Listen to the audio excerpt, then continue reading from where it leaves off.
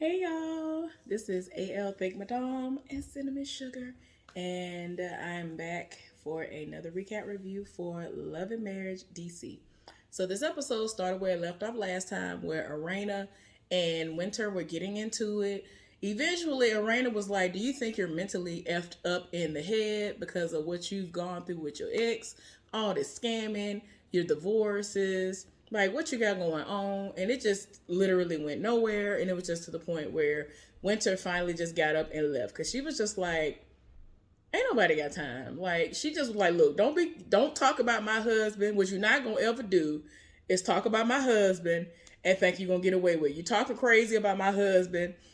I ride for my husband." And y'all excuse me. Arena was like, oh, that was Arena. Winter was just like, "Girl, it is not that deep." She in the confessional talking about, "You the oldest one out of all of us." I was like, "Ma'am," because Arena did stand up. Arena be like, "What you not finna?" Like, she sets it off for her husband, and it's like sometimes I just be like, "Girl, I'm trying to be here for it," but Jamie just be giving off these vibes like he is just not it, and that everything that intuitive healer said was all the way on point. And I'm glad that you were taking heed and you knew that that's what it was. But no. Okay, y'all. So fast forward to DJ Silva, Jamie, Ashley, and Arena. They are all at this bar and grill situation where they're doing the CIAA. I'm probably saying it all the way wrong again. Y'all know what it is for the DJs, the little parties and stuff they're gonna have. They're gonna have. It's in Baltimore, and so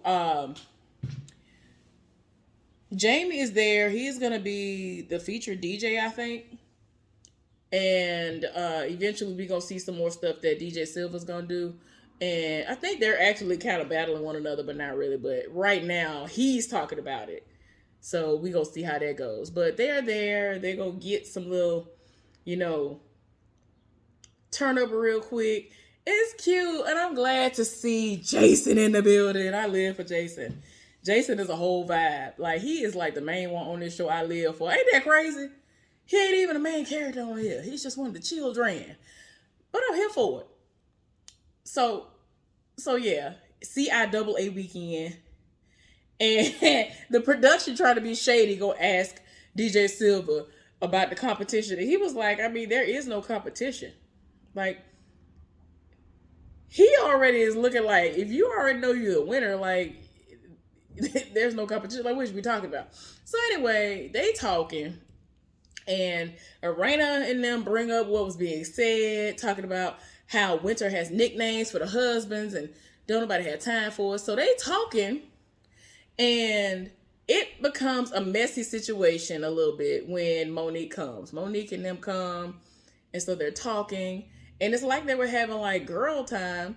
And Monique went all the way back to when Winter came to the selfie situation and all that. The friend came that we hadn't seen in a while. Her hair was that it was cute. The natural situation that was cute. I forgot if her name was Tasha or what, but she came and like she was riding for Winter, and so she was like, "Well, with everything that has been going on and nobody's been able to get along, basically, when you come out of nowhere, Monique, and say certain things, I think you need to go and check on your friend." And so Arena heard check, and she was like, "Yeah, you do need to check your friend." And the woman was like, "I didn't say she need to check her." Arena or Monique, one of them said that she need to check her. She was like, "No, no, no. I said you need to check on her." And Monique was just like, "I don't understand what's going on because I've known her like 14 to 16 years, and everything that's coming out about her now, either it's implying that I never knew who she really was, or there is some kind of miscommunication going on." But anyway, Arena going in and she's explaining everything that's going on. And so it's kind of getting rowdy. Jamie is basically like, "All right now," like trying to get everybody to shut up. And so everybody did shut up, or that's just the way the production wanted us to make it seem. And, really put that narrative on him about how he just be doing the most. And she was just like, "Nah, let us continue doing what we was doing." And so he was like, "Look, man, forget all of that. Ain't nobody worried about what she talking about. We need to go turn up, have some fun before all of this go down. DJ Silva need to drink some water so he don't have no gout situation and all of that. And his wife was just like, yeah, that's what you need to be having is water. But yeah, and Arena is just tired of it because she's just like, I don't understand. The way that everything keeps coming out, that's coming out of Winter's mouth, it's just like, girl, what is going on? Like, why do you have this personal vendetta against all of us? And then every time we look up, you coming to Monique telling her something, but then Monique come back to us, and it's a whole nother situation. But like I said, Jamie tried to shut everybody up. And I'm like, child, it just got to a point where everybody was just like, all right, come on, let's just go. They're trying to, to enjoy themselves. And they're at some kind of day party. That's what it was. It's some kind of bar and grill, but it was essentially supposed to be a day party. So I was like, wait a minute, what was this situation? It was some kind of day party. So we end up seeing Winter at the house, and she's about to get off the phone with her mama because she invited Monique over to the house. She wants to be able to talk to her and see what is going on because she don't know whether or not she can even confide in Monique anymore. So they, trying to talk, and she was just like, look, stuff keep coming up. I'm not understanding. I'm trying to get everybody's take on what's going on. But she still is not really getting the answers that she wants. In my mind, it's like she's trying to see where she's coming from, Monique.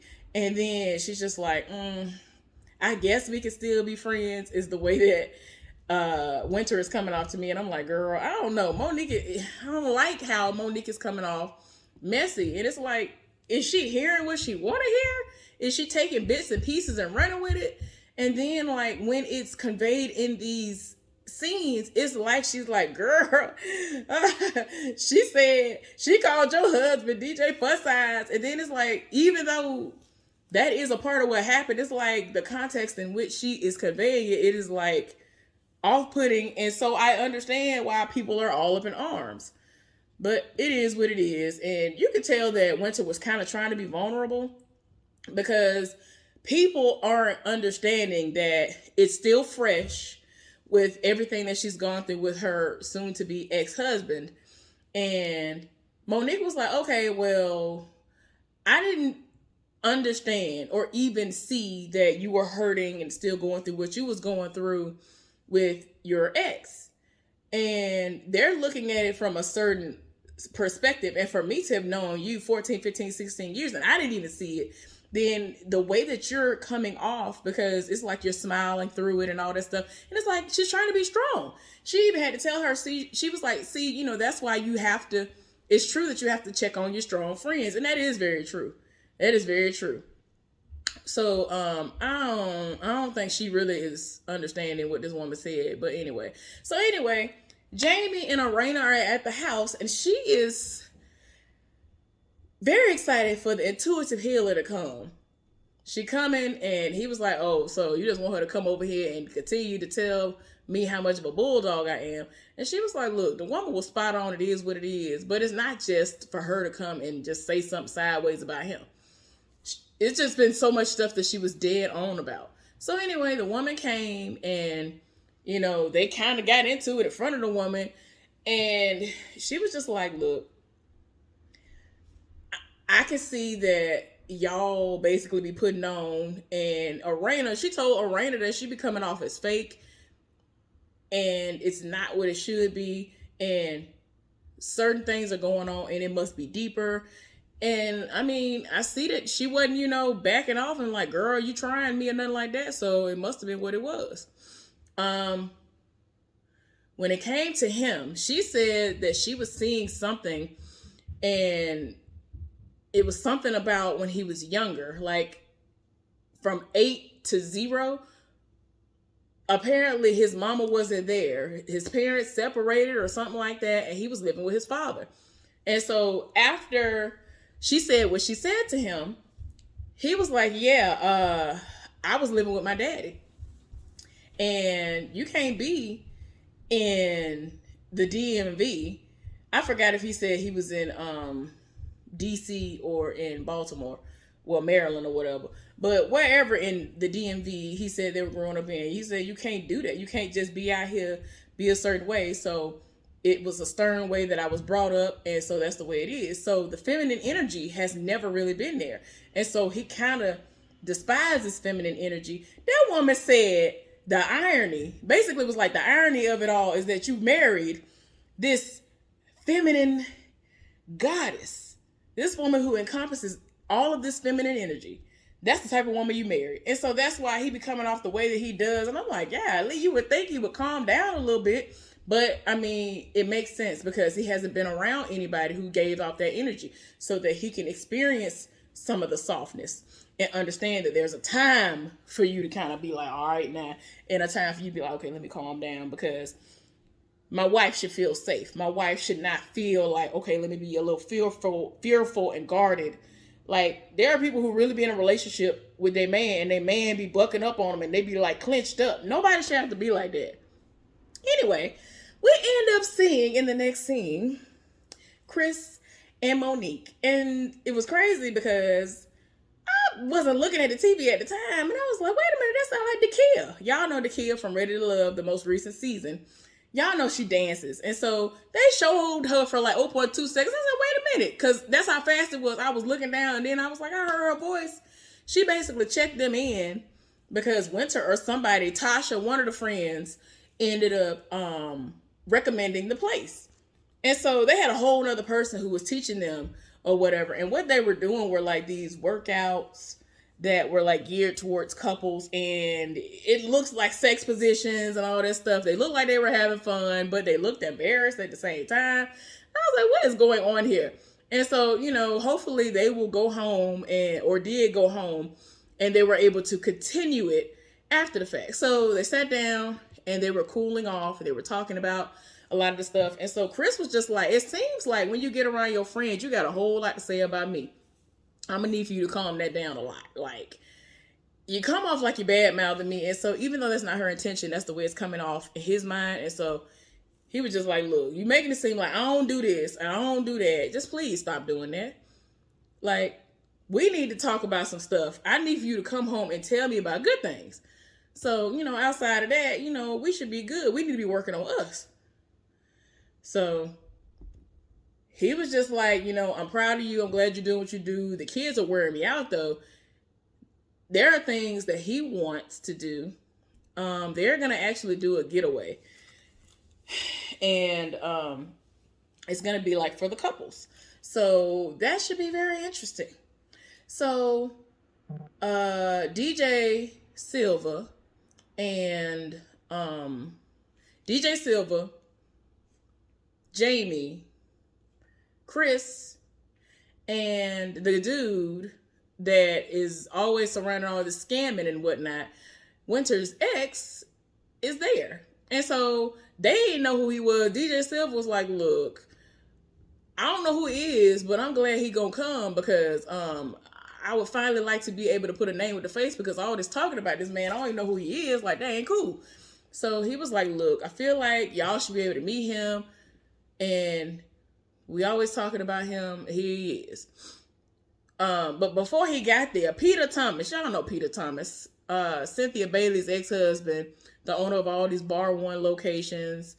He used to do a lot. And y'all ain't even to get into all the other speculations and things. But anyway, Thomas is a fool. He is a mess. He sat down for a little while. Apparently, there was a moment where he wanted to get DJ Silva, but he wasn't paying him enough. So he ended up giving the slot to Jamie. And I was like, oh, okay. But DJ Silva was in not the comment section. He was in the confessional, like, you got all these restaurants. You could have been able to afford it. And I'm like, that don't mean nothing. A lot of these restaurateurs, they ain't got it like that. A lot of these people, some of these people ain't got it like that. Or they aren't using their money wisely. They got their money tied up and stuff. So he ain't necessarily got it like that. Or he wants to be cheap with his money. Some people want to be very cheap with their money. You know, he is from is he from St. Thomas? I forgot where he from. Is he from St. Thomas, y'all? I forgot. But some people, they are very, very stingy with the money. So I get it, and it is what it is. But sometimes you have to understand that it is an investment. And you are selling these people these nice luxury lounge type situations, and sometimes they want that nice experience. That's what I meant to say. You're selling them an experience. So, you know, I'm pretty sure the food on the menu might be can be up there depending on the locations. Anyway, Kevin or whatever his name is got there, And he was just like, look, I'm still married in my mind. I still got my ring on. I hate that we're at this place. And it's crazy because we had this marital bliss for like 15 months and now it's going down like it's going down. I'm just like, what in the world is going on right here? So anyway, I don't know. He was making me want to go to sleep. But anyway, he's trying to show proof of all of this stuff that has gone down, trying to make it seem like he's not the scam artist and it is what it is. But he was just like, look, it is what it is. I want my wife back. I love the life that I had, and I hate that it went down this way.